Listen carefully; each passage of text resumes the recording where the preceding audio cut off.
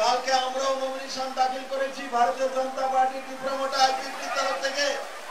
আর কংগ্রেস কমিউনিস্টের প্রার্থীও কালকে নমিনেশন দাখিল করেছে। ত্রিপুরার মানুষ একটা জিনিস লক্ষ্য করেছে, সেখানে সমস্ত কংগ্রেস কমিউনিস্টের নেতা ছিল, কিন্তু যিনি ত্রিপুরা রাজ্যের 4 বার মুখ্যমন্ত্রী, পলিট ব্যুরোর সদস্য মানিক সরকারকে দেখা যায়নি।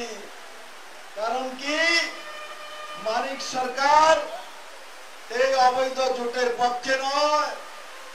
আর আমি এই মঞ্চ থেকে আদরণীয় মানিকদাকে বলবো, মানিকদা সারা জীবন কমিউনিস্ট করেছেন, কাস্তুয়াতুরিতে ভোট দিয়েছেন, 4 বারের মুখ্যমন্ত্রী হয়েছেন। এবার শেষ বেলায় আপনার বয়স যখন 70-এর উপরে, তখন গিয়ে আপনি হাত চিহ্নে ভোট দেবেন। সেই দিন দেখার জন্য কমিউনিস্ট করেছিল এখানে মানুষ। আপনার সেই চেহারা দেখার জন্য আমার তো বিশ্বাস হয় মানিকদের মতো মানুষ কংগ্রেসে ভোট দিতে পারবে না, আর হাত কাঁপবে।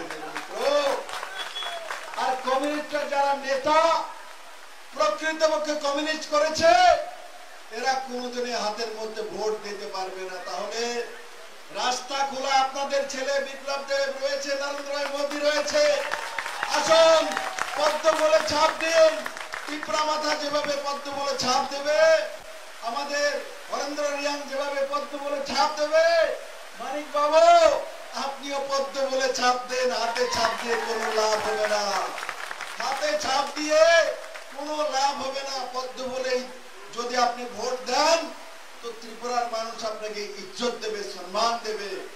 আর যদি আপনি হাত চিহ্ন তো দেন, তাহলে মানিক বাবু এতদিনের আপনার যে এক ওহদা তৈরি হয়েছিল, 4 বারের লাগাতার মুখ্যমন্ত্রী আর কমিউনিস্টের পলিট ব্যুরোর সদস্য, আজকে গিয়ে হাত চিহ্নিতে ভোট দেবে, এক চাইতে দুর্দিনে আপনার জীবনে কি হতে পারে নির্মিত।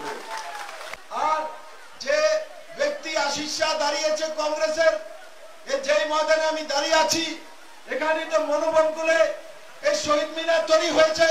কংগ্রেস কমিউনিস্টের দোনো পার্টির লড়াইয়ের কারণে জন শহীদ হয়েছে।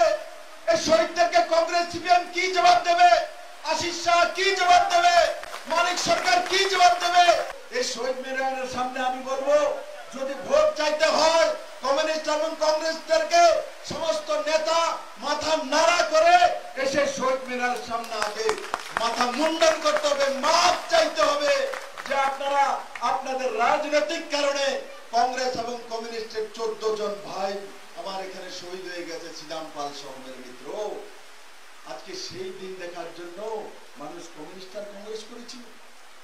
এই শহীদ মিনার দেখলে মনোয়ার শান্তিবাজারের মানুষ, সাউথের মানুষ যখন যায়, এই কমিউনিস্টরা যখন সত্তাতে ছিল, প্রতি বছর হাজারো লোক এখানে একাট্টা করতো, আর এখানে এসে নাটকি করত, এখানে এসে কান্নাগুড়ি করত। এখন কোথায় গেছে? কংগ্রেস সিপিএম মিলিয়ে লড়াই করে এখানে 14 জনের শহীদ করে এক্ষণে গিয়ে একে অপরের কুলো উঠে বসে আছে। মেরে মিত্র, এ হচ্ছে ত্রিপুরার কংগ্রেস আর সিপিএম এর চেহারা।